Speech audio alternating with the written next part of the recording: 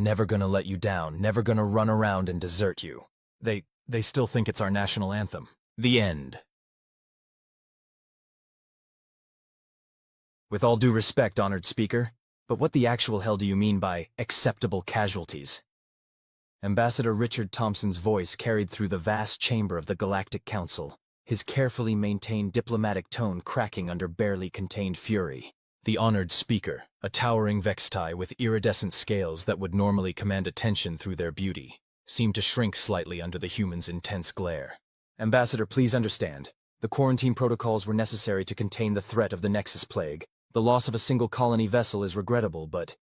Regrettable? Thompson interrupted, his laugh devoid of any humor. That single colony vessel had 237 human civilians aboard, including my goddaughter.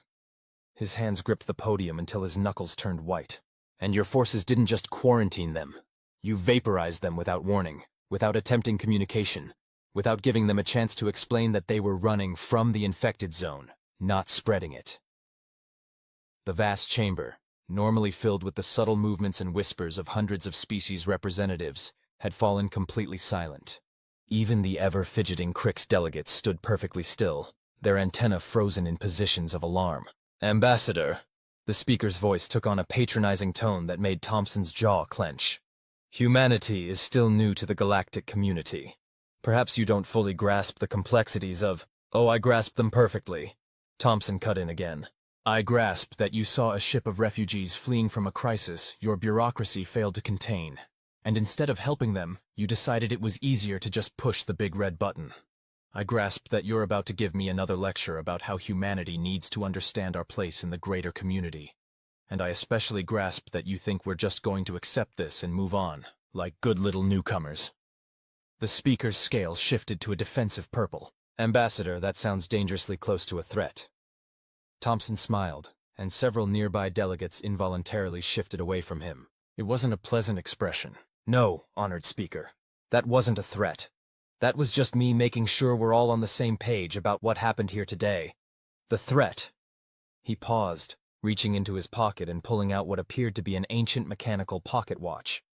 Is this a timepiece? The speaker's tone dripped with confusion and dismissal. Ambassador, if you're trying to make a point about... The watch's lid clicked open with a sound that seemed to echo far longer than it should have. Thompson held it up, letting its face catch the chamber's light. This is a key, actually. One of several thousand that were distributed to human diplomatic personnel about 40 years ago, when we first started reaching for the stars. Each one is linked to a very particular set of coordinates and a very specific activation code. He turned the watch's dial 3 times, and suddenly every computer screen in the chamber lit up with the same image. A massive fleet of ships, thousands of them, appearing seemingly from nowhere in perfect formation around Earth. You see, Thompson continued, his voice now deadly calm. Humanity didn't just reach for the stars 4 decades ago. We've been out there for a lot longer than that. We just chose to stay quiet about it. Those ships?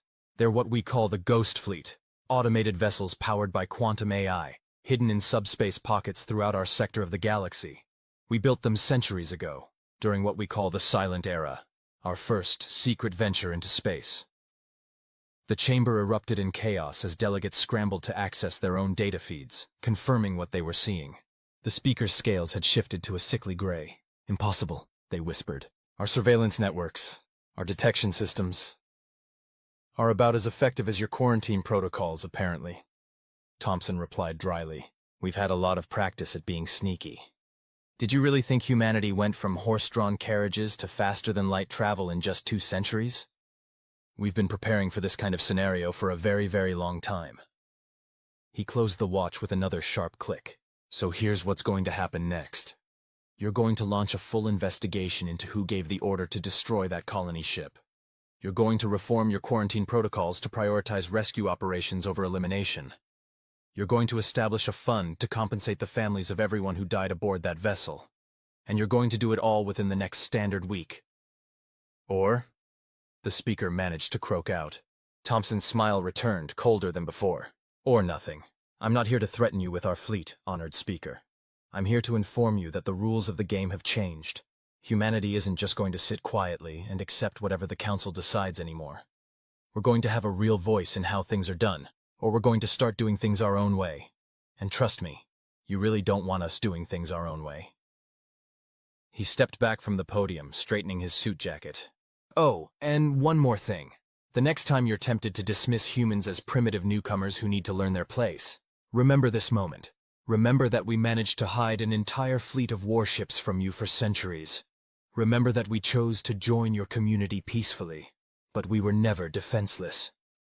The silence that followed was deafening. Thompson turned and walked towards the chamber's exit, his footsteps echoing on the polished floor. Just before reaching the door, he paused and looked back over his shoulder. 7 days, honored speaker. Tick-tock. Admiral Elena Rodriguez stood at the viewport of her flagship, the TNS Artemis, watching Earth's ghost fleet shimmer into visible existence. Each ship's quantum cloak disengaging created a ripple effect that made it look like stars were being born. "Status report," she commanded, not turning from the view. Her XO, Commander James Wilson, consulted his tablet. "All vessels reporting optimal conditions, Admiral. Centuries in subspace storage haven't degraded their systems at all. The quantum AIs are... well, they're excited to be active again." "I imagine they would be," Rodriguez murmured. The Ghost Fleet's AIs were unique.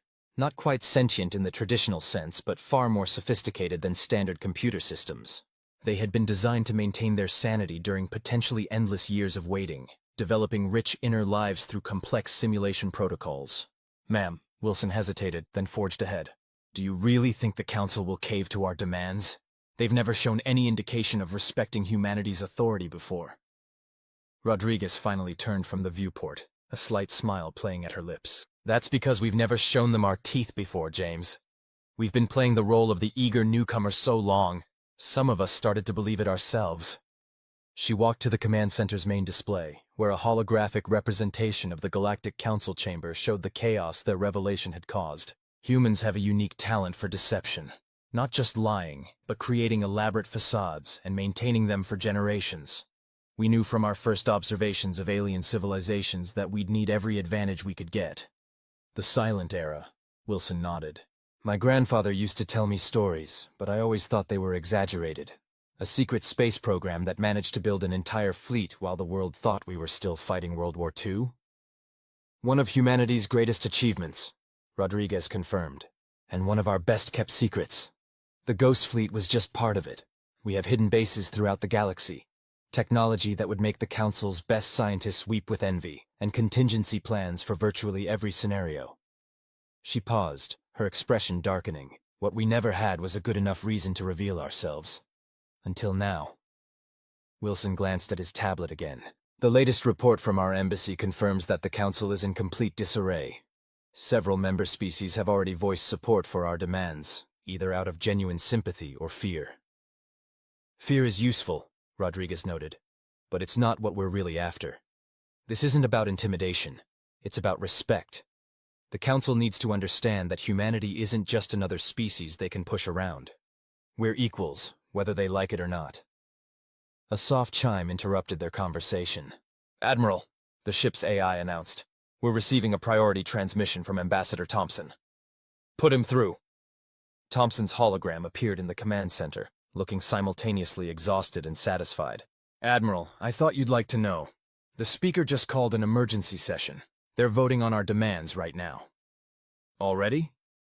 Wilson couldn't hide his surprise. It's only been 12 hours. "Amazing what the sight of a few thousand warships can do for bureaucratic efficiency," Thompson replied dryly. "But it's more than that.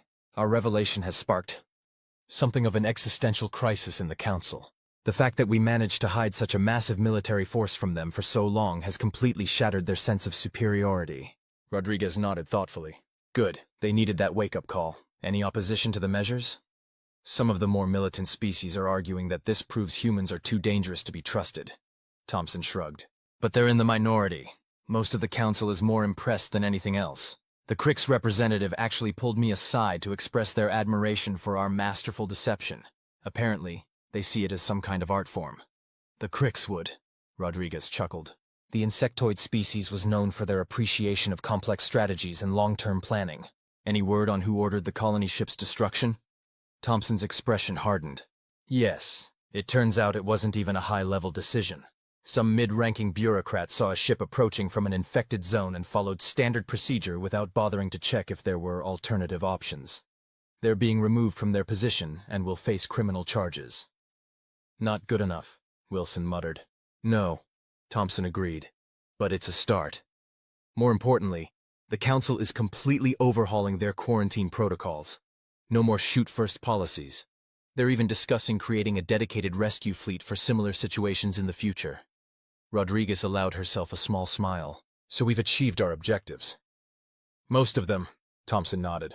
But there's one more thing. The Speaker has requested a private meeting with both of us, Admiral. I think they want to discuss broader implications. Of course they do, Rodriguez sighed. They've just discovered that one of their primitive member species has technology that rivals or exceeds their own, and has been lying to them about it for decades. They're probably terrified about what else we might be hiding. Are we hiding anything else? Wilson asked, then immediately held up his hands.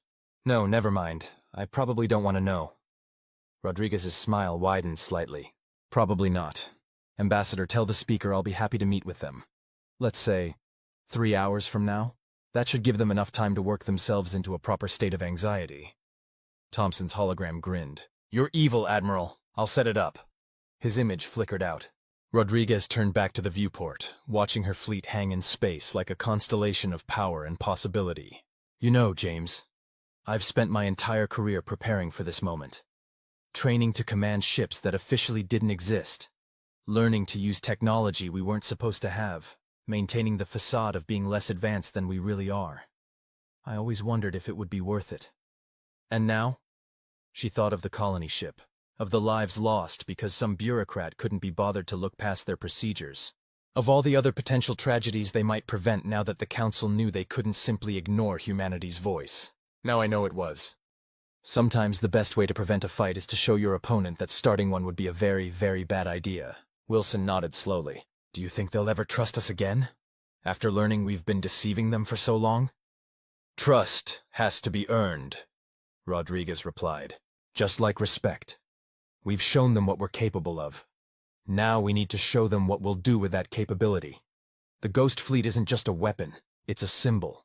A reminder that humanity will always find a way to protect its own, whether through diplomacy or deception or direct action. She turned to face her XO fully. The real work starts now, James. We've changed the galaxy's understanding of humanity forever. The question is, what will we do with that change? Wilson straightened to attention. Whatever we need to do to ensure no one else loses a child to bureaucratic indifference, ma'am. Exactly, Rodriguez smiled. Now, let's go prepare for that meeting with the Speaker. I have a feeling it's going to be a very interesting conversation. The meeting chamber aboard the TNS Artemis was technically a diplomatic space, but its design made it clear that this was still a warship. The walls were bare metal, unadorned except for necessary displays and equipment. The table was simple and functional, made of the same material as the hull. Even the chairs, while comfortable enough, were clearly military issue.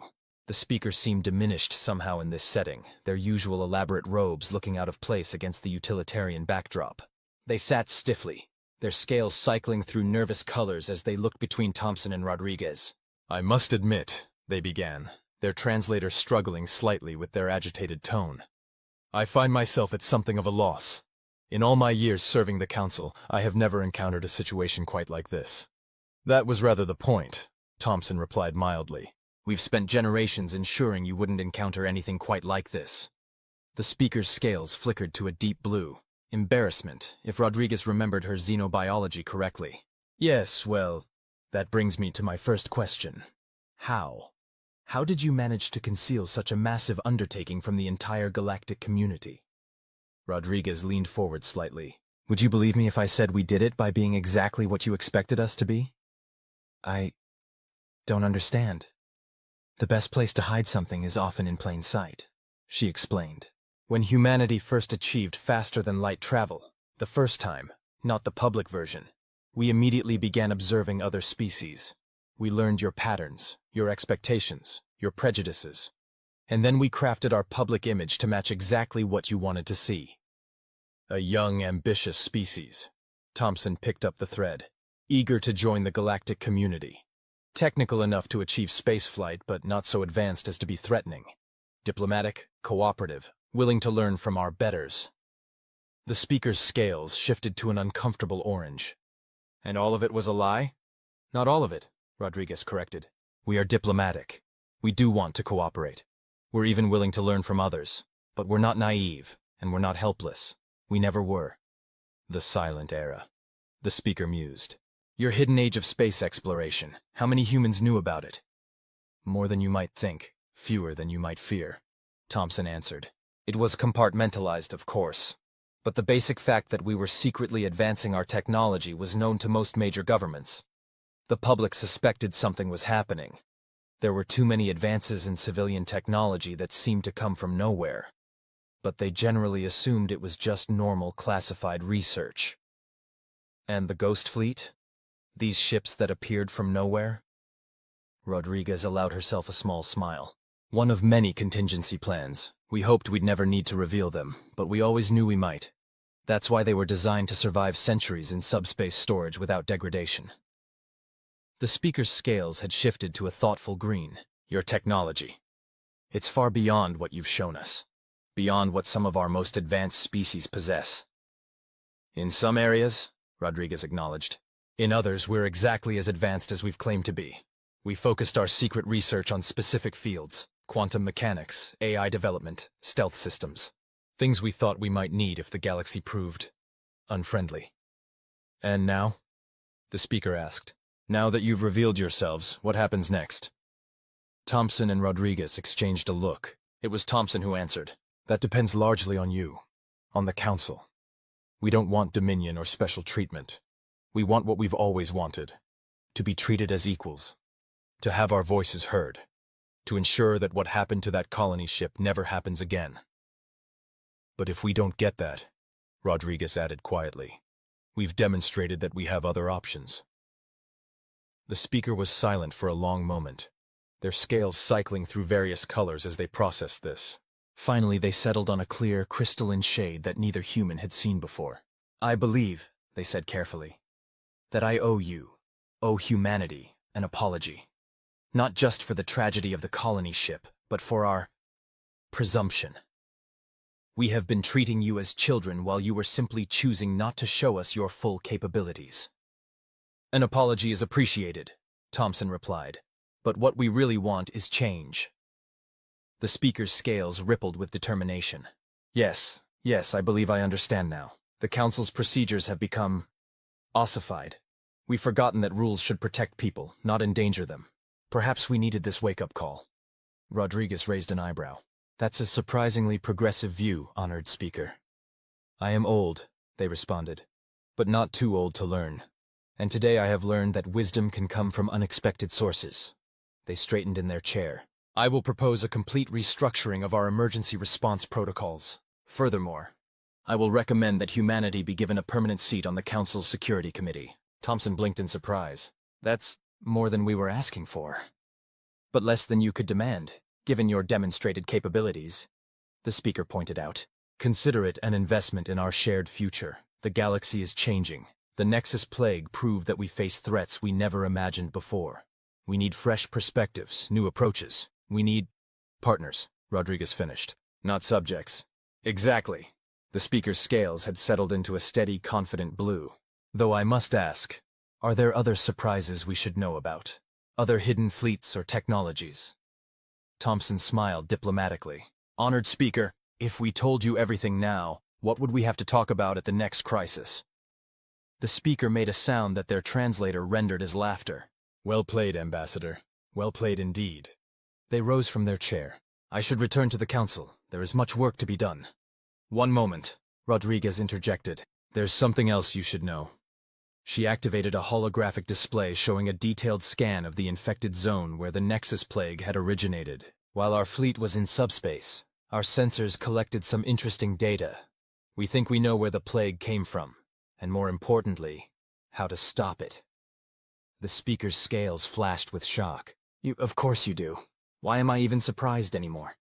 They settled back into their chair. Please, tell me everything. Thompson grinned. Now that, honored speaker, is going to be a very interesting conversation. 3 months later, Ambassador Thompson stood at the same podium where he had revealed humanity's greatest secret. The chamber looked different now, less formal, more functional. The changes weren't just physical. There was a new energy in the air, a sense of purpose and cooperation that hadn't existed before. The Joint Human Council Task Force has successfully contained the last outbreak of the Nexus Plague, he reported to the assembled delegates. The modified quantum shielding technology we provided, combined with the Council's mass production capabilities, allowed us to create a barrier that the plague couldn't penetrate. From there, it was simply a matter of systematic elimination. Simply, a Crix delegate chittered with amusement. Humans do have a talent for making the impossible sound routine. We prefer to think of it as refusing to accept impossibility, Thompson replied with a smile. But we couldn't have done it alone. The Council's logistics network and the Crix's tactical innovations were crucial to the operation's success. The speaker, their scales now permanently tinted with the crystalline shade of their revelation, nodded in agreement. Together, we achieved what none of us could have managed alone. Perhaps that is the greatest lesson we can take from these events. Along with "don't make humans angry," someone muttered, generating a wave of laughter through the chamber. "Oh, I don't know," Thompson mused. "Making us angry worked out pretty well this time. It forced us all to be honest with each other. Speaking of which..." He reached into his pocket and withdrew the ancient pocket watch. "I believe it's time for another bit of honesty." The speaker's scales flickered with interest. "Oh?" Thompson clicked open the watch and turned its dial. This time, instead of showing ships, the chamber